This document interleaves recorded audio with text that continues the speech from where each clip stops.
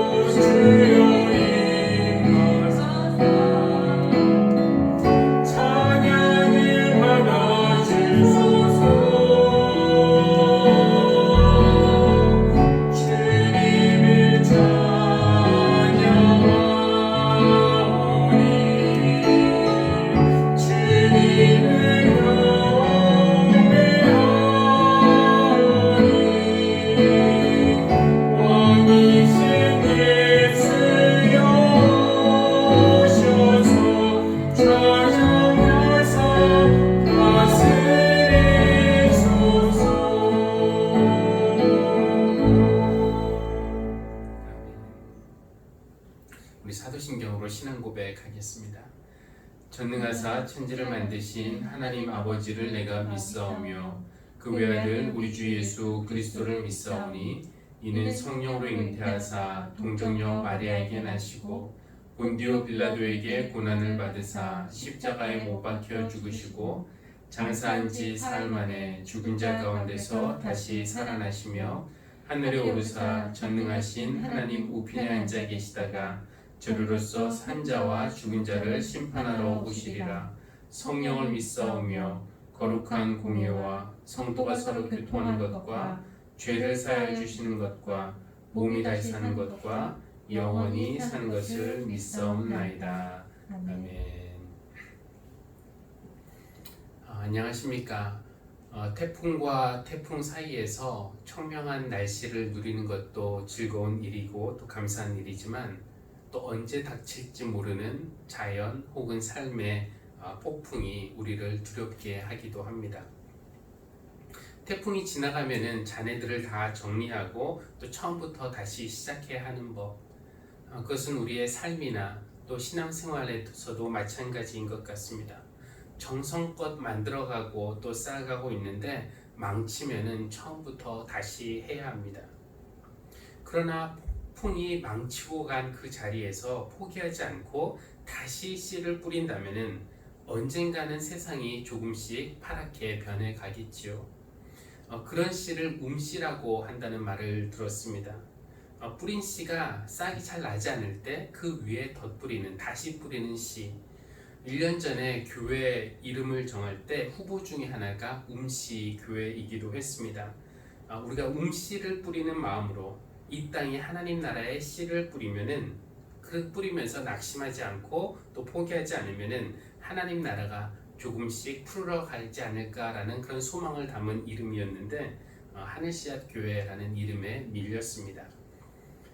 코로나19가 더 정확히 말하면 코로나19로 인해서 드러난 우리 한국교회의 민낯이 지금까지 한국교회가 심은 농사에 심각한 타격을 입혔지만 우리 교회가 1주년을 맞이하는 오늘 우리가 움씨를 뿌리는 마음으로 계속해서 낙심하지 말고 희망과 사랑의 씨를 뿌려간다면 하나님의 때에 하나님의 나라가 더 확장하지 않겠습니까?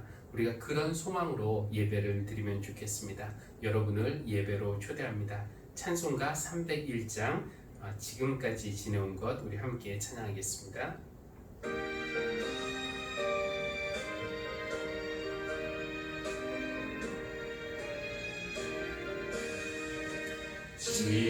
지금까지 지내온 것 주의 크신 은혜라 한이 없는 주의 사랑 어찌 말하랴 자나깨나 주의 손이 항상 살펴주시고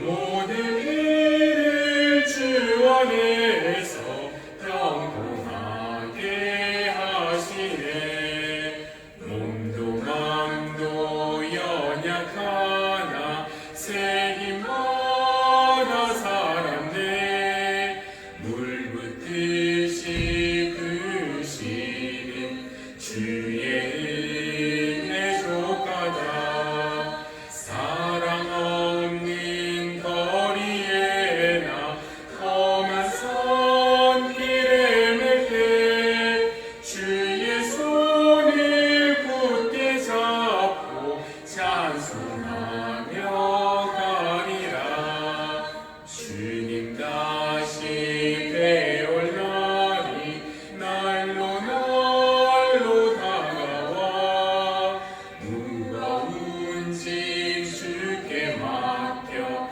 덫을 날도 멀잖네 나를 위해 예비하신 고향 집에 돌아가 아버지의 품 안에서 영원토록 살리라. 아멘. 기도문은 시편 149편입니다. 기도하겠습니다. 할렐루야, 새 노래로 주님께 노래하며 성도의 회중 앞에서 찬양하여라. 이스라엘아, 창조주를 모시고 기뻐하여라. 시온의 주민아, 너희의 임금님을 모시고 큰 소리로 즐거워하여라. 춤을 추면서 그 이름을 찬양하여라. 소구치고 수금을 타면서 노래하여라. 주님께서 당신의 백성을 보시고 기뻐하신다. 눌림받는 약한 사람에게 승리의 영광을 안겨주신다. 성도들아, 이 영광을 크게 기뻐하여라. 잠자리에 들어서도 기뻐하며 노래하여라. 성도들의 입에는 하나님께 드릴 찬양이 가득하고 그 손에는 두 날을 가진 칼이 들려 있어. 문 나라에게 복수하고 문 민족을 철저히 심판한다. 그들의 왕들을 족쇄로 채우고 고관들을 쇠사슬로 묶어서 다 함께 기록된 판결문대로 처형할 것이니 이 영광은 모든 성도들의 것이다. 할렐루야. 아멘. 공동의 기도 우리 한 목소리로 드리도록 하겠습니다. 시작. 은혜의 하나님, 우리의 모습은 천차만별이어서 서로를 잘 받아들이지 못하고 비슷한 사람들끼리 어울리지만 하나님은 우리 모두를 받아주시기에 충분히 크신 분임을 감사합니다. 흩어져 있는 우리를 모아서 하늘씨앗교회라는 한 몸으로 만들어주시고 지난 1년간 지켜주셨으니 우리가 평화와 사랑의 몸을 이루어 주님께 선물이 되게 하여 주십시오. 하나님, 크든지 작든지 우리가 하나님께 잘못한 것이나 형제자매에게 상처를 준 말과 행동이 있다면 하나님께도 용서를 구하고 교우들에게도 서로 용서를 구합니다. 용서받고 용서할 때 우리 영혼 위에 짙게 드리운 미움과 분노의 그림자를 거치게 하시고 우리 위에서 비치는 은혜의 햇살을 마음껏 받아 교회의 교회다움을 회복하게 하여 주십시오. 예수님의 이름으로 기도합니다. 아멘. 오늘 우리에게 주시는 말씀, 먼저 출애굽기 12장 1절에서 15절까지의 말씀을 제가 봉독하겠습니다. 주님께서 이집트 땅에서 모세와 아론에게 말씀하셨다. 너희는 이 달을 한 해의 첫째 달로 삼아서 한 해를 시작하는 달로 하여라. 온 이스라엘 회중에게 알리어라. 이 달 열흘날에는 각 가문에 어린 양 한 마리씩, 곧 한 가족에 한 마리씩 어린 양을 마련하도록 하여라. 한 가족의 식구 수가 너무 적어서 양 한 마리를 다 먹을 수 없으면 한 사람이 먹을 분량을 계산하여 가까운 이웃에서 그만큼 사람을 더 불러다가 함께 먹도록 하여라. 너희가 마련할 짐승은 흠이 없는 일련된 수컷으로 하되 양이나 염소 가운데서 골라라. 너희는 그것을 이달 40날까지 두었다가 해질 무렵에 모든 이스라엘 회중이 모여서 잡도록 하여라. 그리고 그 피는 받아다가 잡은 양을 먹을 집의 좌우 문설주와 상인방에 발라야 한다. 그날 밤에 그 고기를 먹어야 하는데 고기는 불에 구워서 누룩을 넣지 않은 빵과 쓴 나물을 곁들여 함께 먹어야 한다. 너희는 고기를 결코 날로 먹거나 물에 삶아서 먹어서는 안 된다. 머리와 다리와 내장 할 것 없이 모두 불에 구워서 먹어야 한다. 그리고 너희는 그 어느 것도 다음날 아침까지 남겨두어서는 안 된다. 아침까지 남은 것이 있으면 불에 태워 버려야 한다. 너희가 그것을 먹을 때는 이렇게 하여라. 허리에 띠를 띠고 발에 신을 신고 손에 지팡이를 들고 서둘러서 먹어라. 유월절은 주 앞에서 이렇게 지켜야 한다. 그날 밤에 내가 이집트 땅을 지나가면서 사람이든지 짐승이든지 이집트 땅에 있는 처음 난 것을 모두 치겠다. 그리고 이집트의 모든 신을 벌하겠다. 나는 주다. 문틀에 피를 발랐으면 그것은 너희가 살고 있는 집의 표적이니 내가 이집트 땅을 칠 때 문설주에 피를 바른 집은 그 피를 보고 내가 너희를 치지 않고 넘어갈 터이니 너희는 재앙을 피하여 살아남을 것이다. 이 날은 너희가 기념해야 할 날이니 너희는 이 날을 주 앞에서 지키는 절기로 삼아서 영원한 규례로 대대로 지켜야 한다. 너희는 이래 동안 누룩을 넣지 않고 만든 빵을 먹어야 한다. 그 첫날에 너희는 집에서 누룩을 말끔히 치워라. 첫날부터 이튿날까지 누룩을 넣은 빵을 먹는 사람은 누구든지 이스라엘에서 끊어진다. 아멘. 이어서 마태복음 18장 10절에서 20절까지의 말씀을 봉독하겠습니다. 너희는 이 작은 사람들 가운데서 한 사람이라도 업신여기지 않도록 조심하여라. 내가 너희에게 말한다. 하늘에서 그들의 천사들이 하늘에 계신 내 아버지의 얼굴을 늘 보고 있다. 너희는 어떻게 생각하느냐? 어떤 사람에게 양 100마리가 있는데 그 가운데 한 마리가 길을 잃었다고 하면 그는 99마리를 산에다 남겨두고서 길을 잃은 그 양을 찾아 나서지 않겠느냐? 내가 너희에게 말한다. 그가 그 양을 찾으면 길을 잃지 않은 99마리 양보다 오히려 그 한 마리를 두고 더 기뻐할 것이다. 이와 같이 이 작은 사람들 가운데서 하나라도 망하는 것은 하늘에 계신 너희 아버지의 뜻이 아니다. 내 형제가 너에게 죄를 짓거든 가서 단둘이 있는 자리에서 그에게 충고하여라. 그가 너의 말을 들으면 너는 그 형제를 얻은 것이다. 그러나 듣지 않거든 한두 사람을 더 데리고 가거라. 그가 하는 모든 말을 두세 증인의 입을 빌어서 확정 지으려는 것이다. 그러나 그 형제가 그들의 말도 듣지 않거든 교회에 말하여라. 교회의 말조차 듣지 않거든 그를 이방 사람이나 세리와 같이 여겨라. 내가 진정으로 너에게 말한다. 무엇이든지 너희가 땅에서 매는 것은 하늘에서도 매일 것이요 땅에서 푸는 것은 하늘에서도 풀릴 것이다. 내가 진정으로 거듭 너희에게 말한다. 땅에서 너희 가운데서 두 사람이 합심하여 무슨 일이든지 구하면 하늘에 계신 내 아버지께서 그들에게 이루어 주실 것이다. 두세 사람이 내 이름으로 모여 있는 자리 거기에 내가 그들 가운데 있다. 이는 우리에게 주신 하나님의 말씀입니다. 하나님 감사합니다. 아멘. 기도하겠습니다. 에베네셀의 하나님, 지금까지 인도해 주신 하나님의 은혜를 감사합니다. 하나님의 뜻 가운데서 우리 하늘씨앗 교회를 세워주시고 인도해 주신 줄을 믿습니다. 예배와 말씀과 기도를 통해서 하나님의 뜻이 무엇인지 헤아리고 또 성령님의 도우심을 구하며 그 뜻을 실천할 수 있도록 저희를 격려하여 주시고 위로하시고 이끌어 주신 하나님께 오늘 설립 1주년을 맞아 감사하는 마음을 올리니 주님 우리의 찬양과 영광을 받아주십시오. 자비하신 하나님, 그러나 여전히 우리 안에는 우리의 자아가 너무 강해서 주님을 중심에 모실 자리를 마련하지 못하고 있습니다. 교회의 머리는 예수 그리스도이시며 주님은 우리 삶의 구세주요 왕이시라고 고백하면서도 여전히 주님의 뜻에 철저히 순종하며 헌신하는 삶이 아니라 우리의 이기적인 본성과 욕심을 따라 살아가는 우리를 긍휼히 여기시고 용서하여 주십시오. 하나님, 코로나19로 인해 저희가 비대면으로 예배는 드리지만 우리의 마음이 느슨해지고 예배가 가벼워지고 신앙의 삶이 게을러지고 헌신이 약해졌음을 고백합니다. 상황에 따라서 흔들리는 그런 믿음이 아니라 어떤 상황에서도 주님이 찾으시는 그런 예배자의 마음을 회복하게 하여 주십시오. 하나님, 지난 1년 동안 교회 공동체 안에서 형제자매들에게 상처를 주거나 실족하게 한 죄는 없는지 돌아봅니다. 건성으로 대한 것이나 생각 없이 말을 내뱉은 것이나 배려 없던 행동들로 혹 믿음을 흔들리게 한 그런 일이 있었다면 서로 용서를 구하고 용서할 수 있도록 저에게 은혜를 베풀어 주십시오. 지금은 교우들이 자주 만나지 못하지만 다시 만날 때에는 불편했던 모든 관계들이 회복되고 형제자매의 아름답고 선한 연합과 동거함이 우리 가운데 있게 해주시기를 기도합니다.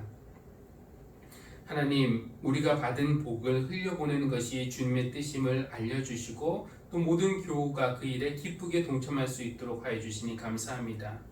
우리 교회의 손을 통해서 어려움에 처한 이웃에게 하나님의 은혜를 베풀어 주심을 감사합니다. 앞으로 더 많은 이들에게 하나님의 복을 전달하는 그런 삶을 살 수 있도록 허락하여 주십시오. 하나님, 사랑하는 교우들을 위해 기도합니다.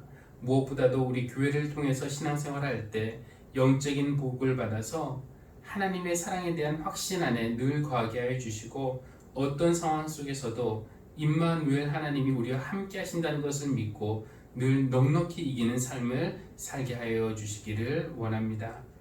몸의 연약함으로 고통을 겪는 교우들, 병과 싸우는 교우들, 그런 이들을 돌보는 가족들에게 하나님의 치유의 능력과 또 하나님을 더욱 신뢰하는 믿음을 허락해 주십시오. 사업을 하는 교우들, 직장 생활하는 교우들이 있습니다. 모든 일들이 주님의 도우심 가운데 잘 풀리게 하여 주시고, 일이나 사람 관계에서 너무 큰 어려움 당하지 않도록 하나님이 붙들어 주시고, 또 어떤 시련이 와도 주님이 주시는 지혜와 힘으로 이기게 하여 주십시오. 미래를 꿈꾸며 도전하는 우리 청년들 또 수험생들에게 담대함과 지혜 허락하여 주셔서 하나님의 인도하심 가운데 그들이 계획한 것들이 현실이 되는 것을 보게 하여 주시고, 또 우리 교회 어린 영혼들을 위해 기도하오니 그들이 건강하고 지혜롭게 하나님의 은혜 가운데 잘 자라게 허락하여 주십시오. 우리 교회를 위해서 기도합니다. 목회자와 직분자 모든 성도들이 협력하여서 성령님이 주신 은사를 사용하여 주님의 몸된 교회를 건강하게 세우게 하여 주시기를 원합니다. 오늘의 예배를 주님께 맡기니 주님께서 영광 받으시고 저희에게도 주님의 은혜를 베풀어 주시기를 원하며 이 모든 말씀 우리 주 예수 그리스도의 이름으로 감사하며 기도합니다. 아멘.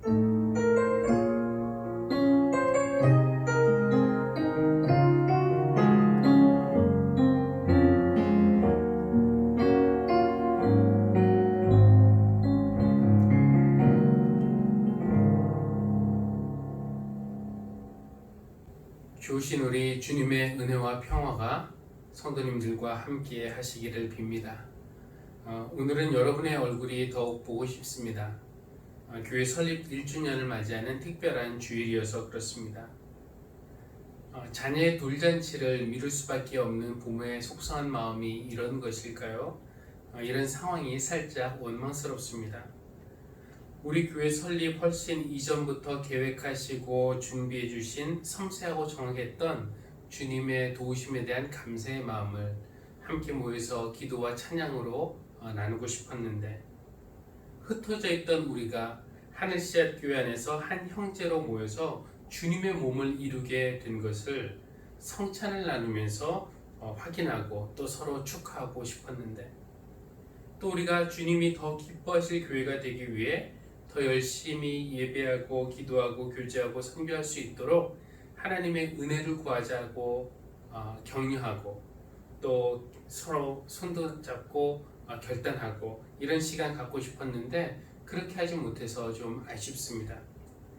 하나님께서 우리를 긍휼히 여기시고 은혜를 베푸셔서 이 전염병을 거두어 주시면 우리가 또 예전처럼 모여서 함께 예배하며 교제하는 즐거움을 누리게 될 줄로 믿습니다. 하늘씨앗 교회라는 이름으로 모여 첫 예배를 드린 지 1년이 지난 오늘 주어진 출애굽기의 말씀이 예사롭지 않게 들렸습니다. 너희는 이 달을 한 해의 첫째 달로 삼아서 한 해를 시작하는 달로 하여라. 이스라엘에게는 이집트에서 탈출한 달이 그들의 첫 번째 달이었지만 우리 교회 입장에서는 이 달, 즉 9월이 새로운 한 해가 시작하는 첫째 달입니다. 이 새로운 시간을 우리가 어떻게 맞이하면 가장 좋을까요?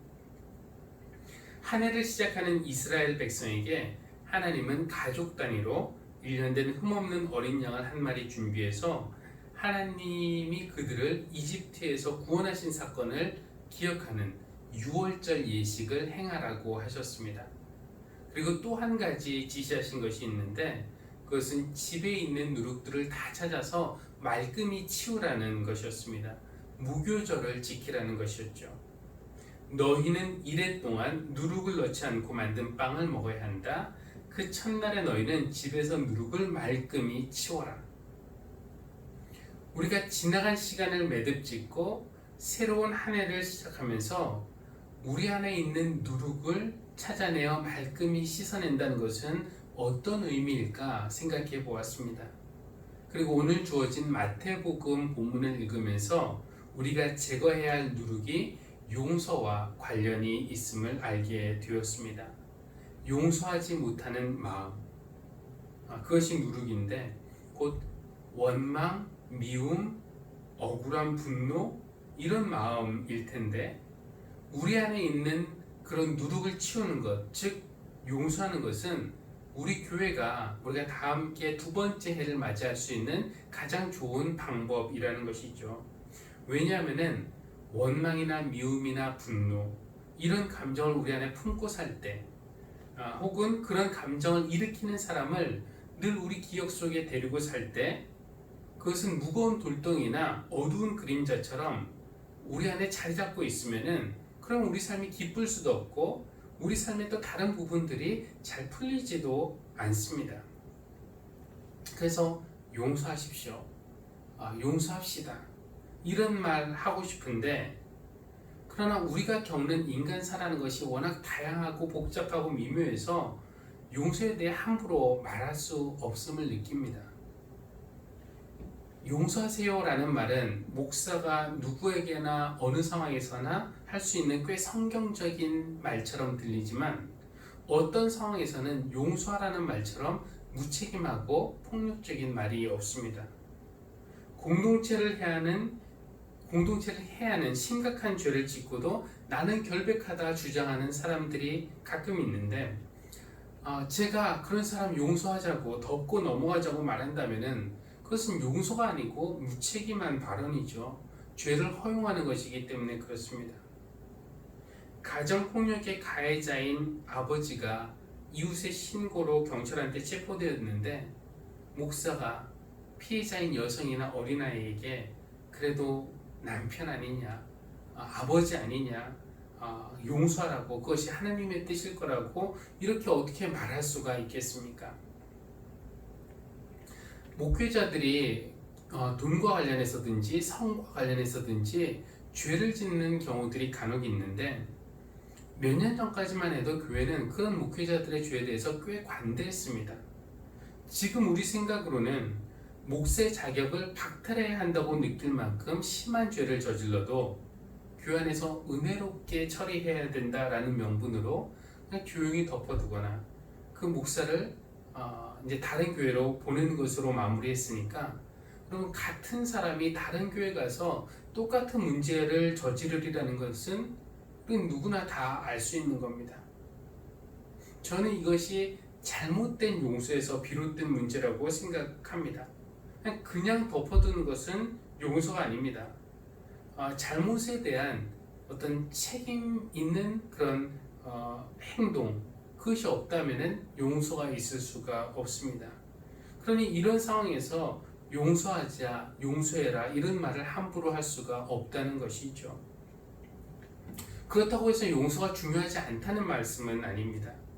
사실 우리 기독교에서 용서만큼 중요한 것도 없고 용서만큼 어려운 것도 없습니다. 용서는 중요합니다. 하나님의 은혜로 우리의 죄가 용서받은 것이 곧 구원이니까 용서가 없으면 구원도 없는 것이지요.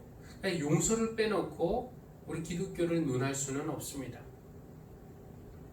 하나님과 인간 사이의 관계에서 이 용서가 핵심적인 것처럼 사람과 사람 사이도 마찬가지입니다. 특별히 교회 안에서 한 몸을 이룬 형제자매 사이에서 용서라는 것이 없다면 교회가 지속될 수 없습니다. 그 가정도 마찬가지고요. 우리가 조심해서 사람과 사람 사이에서 상처를 주고받지 않는다면 그럼 용서라는 것이 필요도 없겠지만, 그런 것은 불가능하기 때문에 용서라는 것이 없이는 가정도 교회도 깨질 수밖에 없고 무너질 수밖에 없습니다. 그래서 용서의 중요성을 부정하는 것은 아닌데, 부적절한 용서, 가해자에게 면죄부를 주거나 불의를 허용하는 것으로 잘못 사용되는 용서에는 동의하기가 어렵습니다. 오늘 예수님은 본문에서 교회에서 발생하는 잘못에 대한 구체적인 어떤 용서의 절차에 대해서 설명하시기 전에 먼저 길 잃은 양에 대한 말씀을 우리에게 들려주십니다. 어떤 사람에게 양 100마리가 있는데 그 중에 하나를 잃어버리면은 나머지 99마리는 산에 남겨두고 그 양을 찾아 나설 것이라는 익숙한 이야기입니다. 같은 이야기가 누가복음에도 나와 있는데요. 맥락은 조금 다릅니다. 누가복음에서는 예수님이 이 잃은 양의 이야기를 바리새파 사람들과 율법학자들에게 하시는 것으로 나와 있습니다. 예수님이 죄인들, 세례들과 함께 어울려 다니시는 것이 못마땅해서 율법학자들과 바리새파 사람들이 투덜거리자 예수님은 한 명의 죄인이 회개하고 들어올 때 그것이 하나님에게 큰 기쁨이니까 함께 기뻐하자라는 의미로 잃어버린 양의 비유를 말씀해 주시는 것입니다. 그러니까 누가복음에서 누가는 그 양을 회개하고 돌아오는 죄인, 회개하고 돌아오는 세리, 창녀로 설정을 하고 있는 것입니다. 그런데 마태복음에서는 이 이야기를 바리새인이나 율법학자들이 아닌 제자들에게 해주시는 것으로 되어 있습니다. 그리고 예수님이 말씀하시는 포인트는 14절에 나와 있는 것처럼 함께 기뻐하자는 것이 아니라 이와 같이 이 작은 사람들 가운데서 하나라도 망하는 것은 하늘에 계신 너희 아버지의 뜻이 아니다라는 것입니다. 마태복음에서는 이 양이 회개하고 돌아오는 죄인인지 아닌지 우리가 알 수가 없습니다. 회개 여부는 나중 문제이고 하나님의 뜻은 무엇이냐? 교회 안에서 한 명도 잃지 않는 것, 그것이 하나님의 뜻이라는 것입니다. 제자들에게도 예수님이 그런 말씀을 해주시는 거예요. 교회에서 아주 작게 여겨지는 자라고 해서 업신 여겨서는 안 된다고, 저런 사람은 없어도 된다, 이런 식으로 생각하지 말라고 잃은 양의 비유 들려주시는 것입니다. 잃어버린 양 한 마리를 어떻게든 찾아오시기 위해서 산 넘고 물 건너 헤매 다니시는 예수님, 길도 없는 숲속을 나무 막대기로 치시며 양을 뒤지시는 그 목자의 모습은 감동적이죠. 그런데 그것은 어디까지나 그 양이 실수로 길을 잃어서 물에서 떨어져 나갔을 때, 아니면은 그 양이 지금 두려워하면서 매하면서 불쌍하게 울고 있을 때 그렇게 느껴집니다. 그런데 만약에 귀여운 양이 아니라 반항적이고 못된 염소가 여러 차례 조언과 경고에도 불구하고 끝까지 고집부리면서 말도 안 듣고 제멋대로 다니다가 길을 잃어버리면은 차라리 저런 사람은 그냥 내버려 두자라고 하는 말이 왜 나오지 않겠습니까?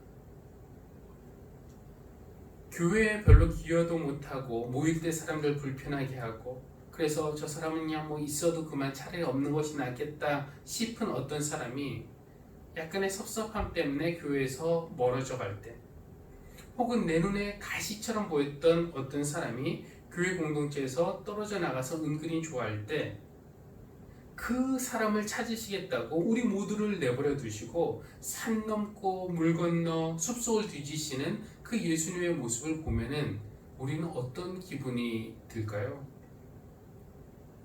심지어 요즘 한국교회 전체를 욕먹게 하고 있는 그런 사람까지도 잃어버린 나의 양이라면서 찾아 헤매시는 주님의 모습을 상상하면 이것은 감동적인 것이 아니라 화가 나고 속상한 일이 됩니다. 정말 우리도 그 잃어버린 양이 누구이든지 상관없이, 그 잃어버린 양이 회개를 하든지 말든지 상관없이 그를 찾아 나서서 데리고 와야 하는 것입니까? 이게 너무 무리한 요구 아닌가요? 어쩌면 그래서 예수님은 그 다음의 말씀을 이어서 하시는 것일지도 모르겠습니다. 15절, 내 형제가 죄를 짓거든 가서 단둘이 있는 자리에서 그에게 충고하여라. 그가 너의 말을 들으면 너는 그 형제를 얻는 것이다. 듣지 않으면 두세 사람 더 데려가고, 그래도 듣지 않으면 교회의 권위로 권면하고, 그래도 듣지 않으면 이방인이나 세리처럼 여기라는 것입니다. 이런 충고는 잃어버린 양을 찾을 때까지 그가 회개를 하든지 말든지 끝까지 찾아서 데려오라는 조언보다는 좀 더 현실적으로 들립니다. 그러니까 예수님이 지금 한 발 물러서신 것처럼 보이죠.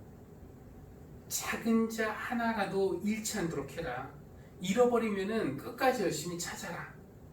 그렇게 말씀해 놓으신 다음에, 그러나 끝까지 할 필요는 없다. 한 번, 두 번, 세 번, 그리고 교회 말까지 듣지 않으면은 그냥 이방인이나 세리처럼 여겨라. 이렇게 말씀을 하십니다. 목자처럼 끝까지 찾아다니라는 충고보다는 조금 더 우리에게 현실적으로 들리긴 하지만 사실 요즘 교회에서는 이런 것도 못하고 있습니다. 내 형제가 죄를 짓거든 가서 그에게 충고하라고 하셨지만 교회 안에서든지 밖에서든지 교인이 무슨 잘못을 하고 그 사실을 알게 되었을 때 집사님, 제가 집사님에 대해서 이런 이야기 들었는데 이거 사실입니까? 이거 어떻게 된 것입니까? 우리 묻지 않습니다. 그냥 모르는 척 넘어가죠.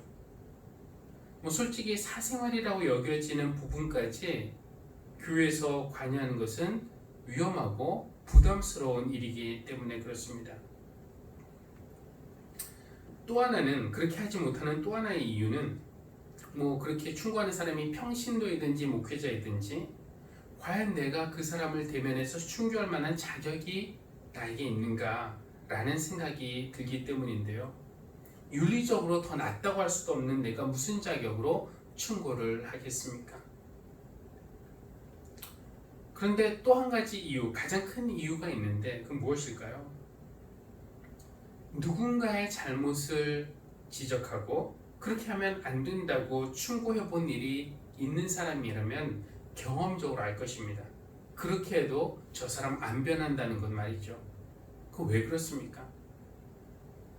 내 형제가 죄를 짓거든 단둘이 있는 자리에서 그에게 충고하여라. 그가 너의 말을 들으면 너는 그 형제를 얻는 것이다. 혹시 그 형제를 얻으려는 마음보다 충고하려는 마음이 더 크기 때문은 아닐까요? 그 형제를 얻으려는 마음, 그것은 사랑, 용납, 용서라고 이름 붙일 수 있을 텐데 이런 사랑이 바탕이 되지 않은 충고, 그것은 아무 소용이 없을 뿐만 아니라 오히려 반감과 장벽만 만들어낸다라는 것을 우리가 알고 있습니다. 우리가 그렇게 하지 못하는 이유는 충고는 할 수 있지만 정말 그 형제를 사랑하는 그 마음이 부족하기 때문이겠죠. 우리는 누군가가 우리의 죄에 대해서 지적하고 말할 때 그가 정말 나를 사랑해서 안타까워서 눈물을 흘리면서 말하는 것인지 정말 내 영혼이 살기를 바라는 그런 마음으로 말하는 것인지 아니면은 자기 의의를 드러내기 위해서 그런 것인지 우리는 직감적으로 알 수 있습니다. 우리에게 충고할 자격도 없다고 느껴지고 그를 향한 사랑도 부족하다고 느끼기 때문에 우리는 예수님 말씀하신 것처럼 첫째, 내가 가서 말하고 둘째, 두세 사람과 같이 가고 셋째, 교회 과정 이런 거 생략하고 그냥 떨어져 나가는 죄인들이 있으면 너무 쉽게 이방인 취급, 세리 취급하는 것은 아닌지요? 그런데 어떤 사람이 죄를 지었고 사람들과 교회에 피해를 끼쳤는데 내가 혼자 가서 말해도 듣지 않고 두세 사람과도 듣지 않고 교회 권면도 듣지 않고 회개하지 않기 때문에 그 사람은 그냥 쫓아내도 정당하다. 예수님이 이거 말씀하시고 싶어서 이 얘기를 하신 것은 아닐 것입니다. 저는 처음에 그런 줄 알았는데 생각해보니까 이방 사람 취급하고 세리 취급해도 예수님이 이방인들과 어울리시고 세리들과 친구가 되지 않으셨습니까? 예수님을 찾아온 동방박사들도 이방 사람들이었고요. 예수님이 이스라엘에서 이런 믿음 본 적 없다고 칭찬받은 그 백부장도 이방인이었습니다. 또 예수님은 세리들의 친구라는 별명을 가지고 계셨고 지금 이 마태복음서를 쓰고 있는 마태도 예수님을 따르기 전에 그의 직업은 세리였습니다. 그러니 어떤 사람을 이방인 취급, 세리 취급하라고 해서 그 사람의 회복 가능성이 완전히 없어진 건 아닙니다. 예수님이 그들과 상종하지 않으신 것이 아니라는 겁니다. 우리는 생각합니다. 저 사람은 가능성 없어. 없는 게 나아. 도움이 안 돼. 한 번 말해도, 두 번 말해도, 세 번 말해도 안 들으니까 저 사람은 삼진 아웃이야. 그런데 보니까 우리가 용서하지 못하고 그냥 포기한 사람들, 그런 사람들을 찾아서 산 넘고 물 건너 헤매다니시면서 나무 막대기로 숲속으로 길을 만드시면서 뒤지는 그 목자가 계시다는 것입니다. 아니, 왜 우리를 내버려 두고 예수님은 그런 사람들을 찾아다니시지?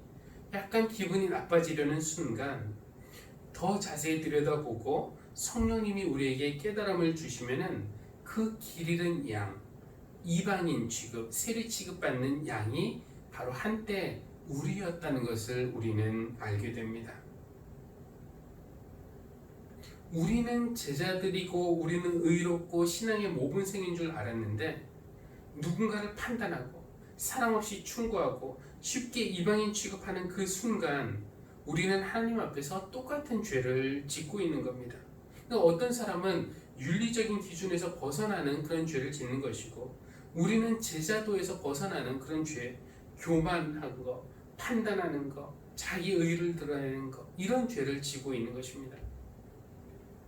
우리는 길을 잃지 않았다고 생각을 했는데 길 잃음 중에서 가장 심각한 길 잃음은 자기가 길 잃었다는 것을 알지 못하는 것이고 우리는 죄인이 아니라고 생각했었는데 죄 중에서 가장 심각한 죄는 나에게 죄가 없다고 믿는 것입니다. 그러고 보니까 이방인과 세리 취급받아야 할 사람들은 바로 우리들입니다. 그런데 감사한 것은 예수님은 바로 그런 잃어버린 양들을 찾아 나서서 구원하시기를 좋아하시는 분이시라는 것입니다. 우리가 용서받았다. 한때 이방인 취급, 세리 취급받는 사람들이었지만 하나님의 사랑으로 용서받았다는 것을 기억하고 그 감격을 유지한다면 조금 더 다른 사람들을 쉽게 용서할 수 있지 않겠습니까? 6세기의 성인이었던 베네딕트와 관련된 이야기로 설교를 마무리하려고 합니다. 수도승들이 새로운 수도원을 지으려고 했는데 그 터에 아주 큰 바위 덩어리가 있었답니다. 그것을 옮기려고 했는데 너무 무거워서 옮길 수가 없었어요. 그래서 수도승들은 더 많은 사람들을 불러와서 도움을 받았지만 역시 아무리 힘을 써도 바위는 꿈쩍하지 않았습니다. 그들은 악마가 저 바위 위에 앉아있나 보다 라고 말할 정도였습니다. 마침 그때 성 베네딕트가 지나갔는데 그 이야기를 들은 베네딕트는 어떻게 했는가? 아무 말 없이 그 바위 덩어리와 수도승들을 향해서 성호, 십자가를 그었다는 겁니다. 그러자 마치 그 어두운 그림자 하나가 바위에서 빠져나가기라도 한 듯이 수도승들은 그 바위를 쉽게 옮길 수가 있었다는 것입니다. 김기성 목사님은 이 이야기를 들려주신 다음에 여기에 담긴 교훈을 알려주시는데요. 살다 보면 우리도 이 수도승들과 같은 경험을 합니다. 일이 잘 진행되는 것 같다가 어느 순간 큰 장애를 만날 때가 있죠. 우리의 힘으로 할 수 있는 노력을 다하고 또 주위 사람들의 도움까지 받아도 풀리지 않을 때 그때는 마치 시커먼 기운이 우리를 막고 있는 그런 느낌까지 받습니다. 이럴 때는 어떻게 해야 할까요? 베네딕트가 바위와 수도승들을 향해서 성호를 그었다는 것은 나의 힘이 아니라 더 큰 힘, 하나님의 힘을 의지하여 문제를 해결하라는 것이라고 그 목사님은 설명을 합니다. 내 힘으로 용서할 수 없기 때문에 하나님의 은혜를 구하는 것입니다. 주님의 은혜를 구하다가 은혜를 받으면은 어느 순간 용서하지 못했던 그 사람을 향해서 긍휼한 마음이 생기고 또 용서할 수 있는 힘이 생기죠. 그래서 용서하게 되면은 내 마음에 용서를 받은 그 사람이 큰 혜택을 받는 것이 아니라 내 안에 있던 무거운 바위 덩어리가 옮겨지고 짙은 그림자가 사라지는 것이기 때문에 가장 큰 혜택은 바로 내 자신이 받는 것이라고 할 수 있겠습니다. 교회 여러분, 오늘은 우리 교회가 새로운 해를 시작하는 첫째 달입니다. 하나님 말씀하신 대로 우리 안에 있는 누룩 다 찾아서 말끔히 치웁시다. 용서하지 못하는 돌덩이처럼 무거운 마음을 치울 수 있도록 하나님께 은혜를 구합시다. 그 큰 돌덩어리가 여러분의 인생에서 사라지고 그 사라진 자리에 하나님이 은혜와 복을 채워주셔서 우리가 이 새로운 한 해에는 하나님 안에서 더욱더 복된 존재로 살아갈 수 있기를 간절히 축원합니다. 찬송가 261장 이 세상의 모든 죄를 함께 찬양하겠습니다.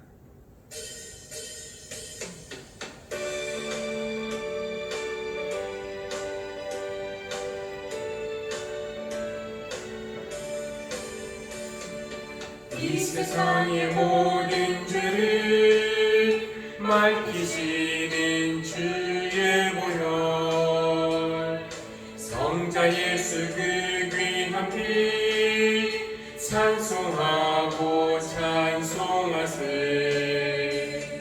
주님 앞을 멀리 떠나 길을 잃고 헤맬 때 나의 뒤를 따라오사 친히 구원하셨도다. 흰 눈보다 더 주의 흘리신 보혈로 이게 씻어주옵소서.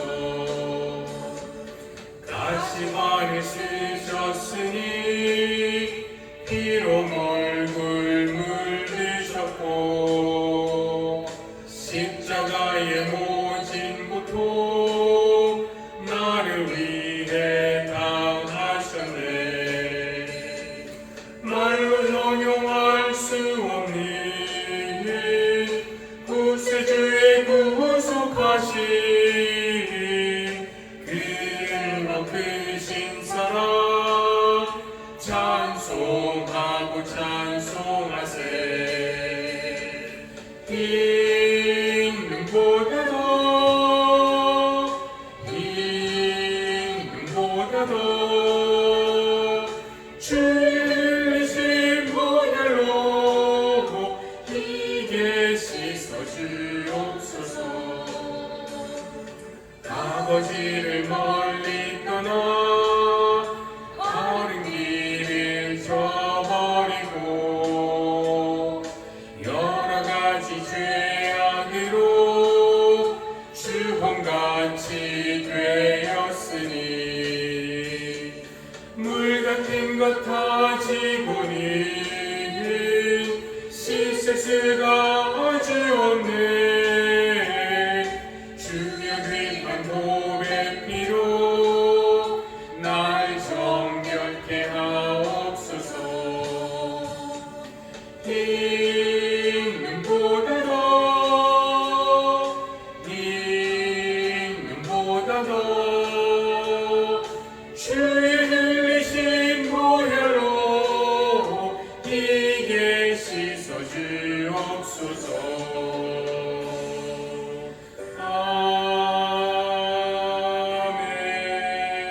아멘. 기도하겠습니다.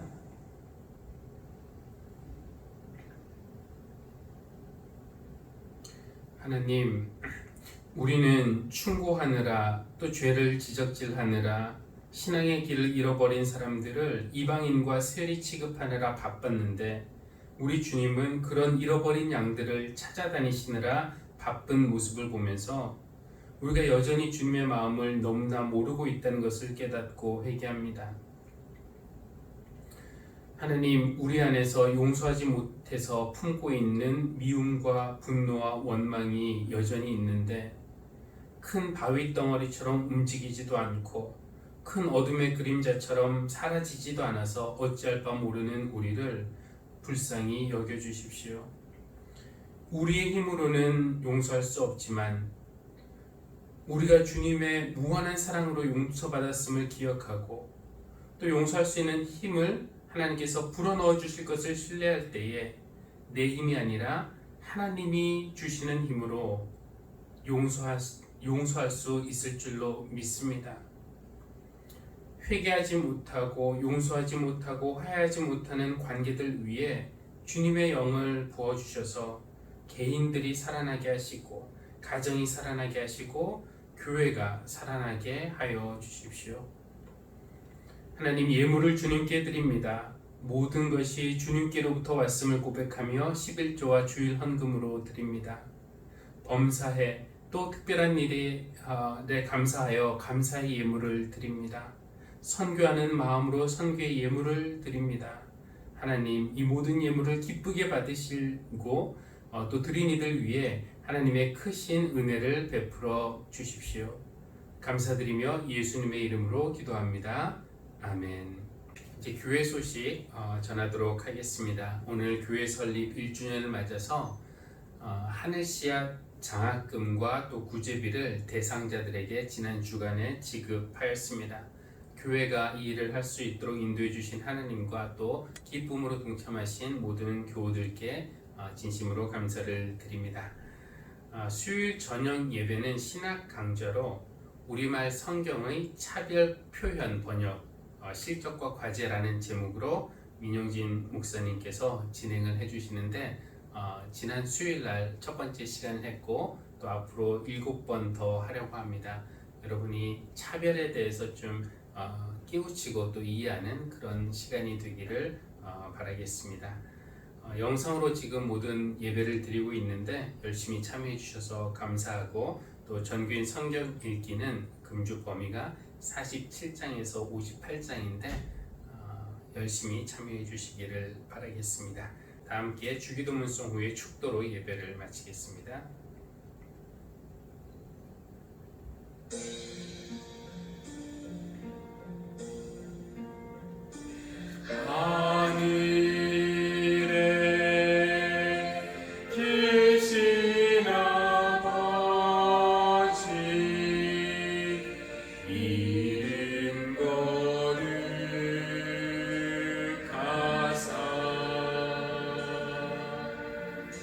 주님 나라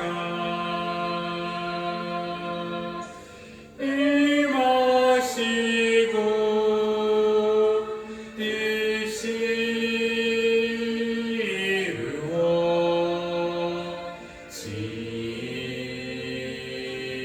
이루어지이다. 일용할 양식 주시고 우리들의 큰 죄 다 용서하옵시고 또 시험에 들게 마시고 악에서 구원하소서. 에게 주의 나라 주의 권세 주의 영광 영원히 아멘.